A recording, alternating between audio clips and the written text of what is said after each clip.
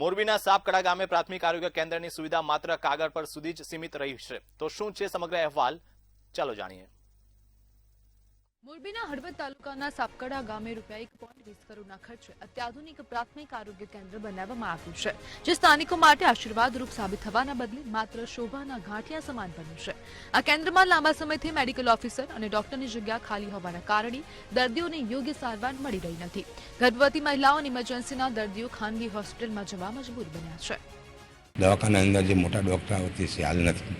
બીજા નંબરમાં આજુબાજુના જે ગામડા છે લખનપુર, ટીટોડી, બલગામડા, દીગડિયા અને સાપકડા, આ તમામ લોકો આ દવા લેવા આવે છે.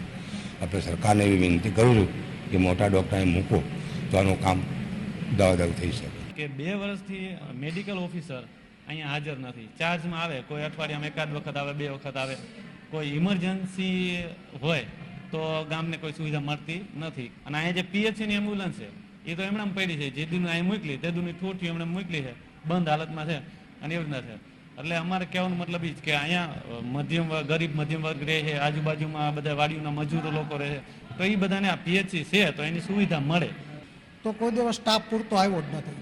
અને સ્ટાફમાં મેન તો મેડિકલ ઓફિસરનો હોય તો ચાર્જમાં હોય, તો હવે 2 દિવસ અહીંયા રહે ને 5 દિવસ બહાર રહે તો એનો કોઈ મિનિંગ નથી. એટલે એના માટે તો એક જ ખાસ રજૂઆત કે કાયમીને માટે અમને મેડિકલ ઓફિસર મળે.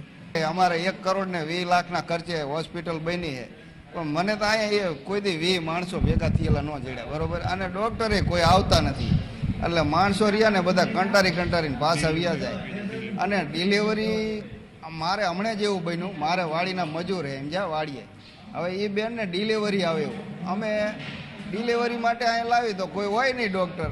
અને આ જે સિસ્ટરોની હોય, હવે એવડા એ દવાઈઓ આપે, કદાચ કંઈ બને તો એની જવાબદારી કોણ લે? એટલે અત્યારે કોઈ પણ દવાખાનાની અંદર સુવિધા છે જ નહીં.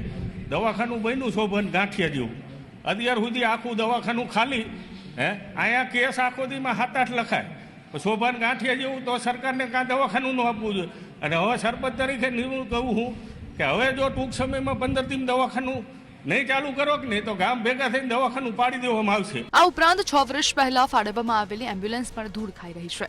આ મામલે તંત્રને અનેક રજૂઆતો કરવા છતાં કોઈ કાર્યવાહી કરવામાં આવી નથી. રોષે ભરાયેલા ગ્રામજનોએ ચીમકી ઉચ્ચારી છે કે જો તાત્કાલિક ધોરણે કાયમી ડોક્ટરોની નિમણૂક કરવામાં નહીં આવે તો આગામી દિવસોમાં ઉગ્ર આંદોલન કરવામાં આવશે. બ્યુરો રિપોર્ટ, મંતવ્ય ન્યૂઝ.